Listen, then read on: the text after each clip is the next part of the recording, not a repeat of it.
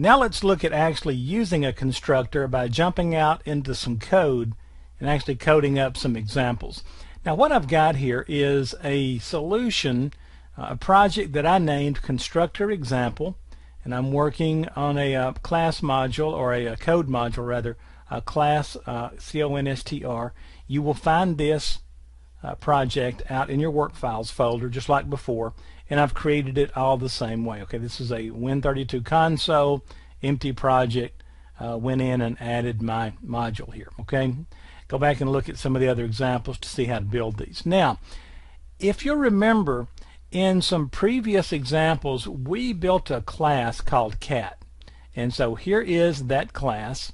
All right, just like we finished it back when we were doing the videos on defining a class and so forth. Now what we're going to do here is take a look at the constructor. Now you don't see a constructor here right now, okay, but let's build a constructor just to show you what's going on. First of all, if I come down here and I say cat is the type and C1 is the variable or the object, well then when I call C1 and press period, I see all the various things, right? And what I want to do now is take a look at using a constructor. I don't see one, but let's go back and make one. Okay, and so what I'm going to do here is create a function with no return type that's the same name as my class up here. All right, and so you'll notice cat, and I'm just going to leave this without any parameters, and I'm going to come down here and put this, and then notice what I'm going to do. I'm going to set the name equal to Fluffy. Alright, now this is going to create pretty much a useless class. Okay, so I'm going to come down here and create cat C1 and just bring it into existence, and then I'm going to do a little output here. C1 name equals, and I'll just do C1 dot name.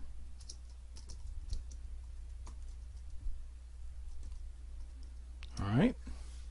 Now all we did is created the class, and then we're just going to output the name of that's in that name property in that class. All right, and so we will compile this, and I can hear some of you yelling at the monitor, what a useless idea, what a useless class. And it is, but it'll show you exactly what's going on. And then I'm going to demonstrate in just a second, believe it or not, how to actually make this useful. Okay, so here's our constructor example. I will hold down my shift key, right click on debug because I am in Windows 7, and I will open the command window here. And now I will call the constructor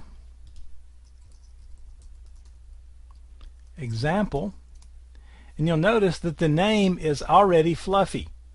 Okay, all I did, let me make this go away and drag this down so we can see it. All I did is created an instance of the cat class, and the name is already set to Fluffy. Why? Because I used a constructor. Notice the constructor has the same name as the class. So when I used this class to instantiate an object, one of the first things it did is ran the constructor and said, whatever they've put in code here, let's run this code as this object is created in memory.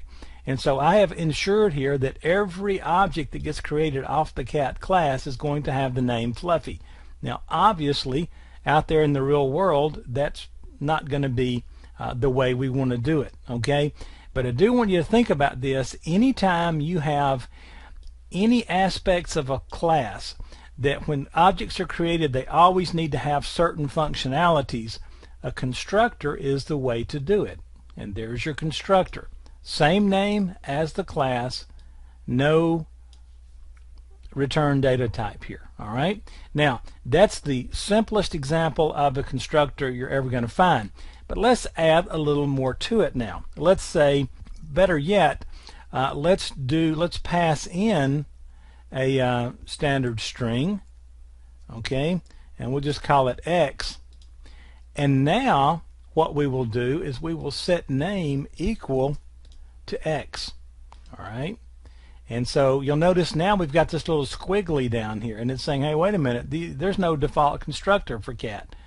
What it's really telling you is you've got to throw me something here, and notice it's saying throw me a string. All right, and so I'm going to say tiger, just so you can see the difference. And let me get the case correct on all the things here. And so now notice what I'm doing is as I create the class or the object C1 based on cat, I'm passing it a string, and it is going to load that string into name. Now I've got something a little more useful. So let's compile this and run it and look at some of the cool stuff we can do here now. And so I will come back out into the code example, and I will rerun it, and notice now the name is Tiger. Okay, and we can come back and we can call our cat Spot. Weird name for a cat, I know, but we can very easily now, as we create our new objects, give them whatever name we want as they come into being. Okay, so I hope this gives you a little idea of the power of constructors, and in the next video I'm going to show you something even cooler that you can do with constructors, and that is you can overload them. So join me in overloading constructors, and let's take a look at that.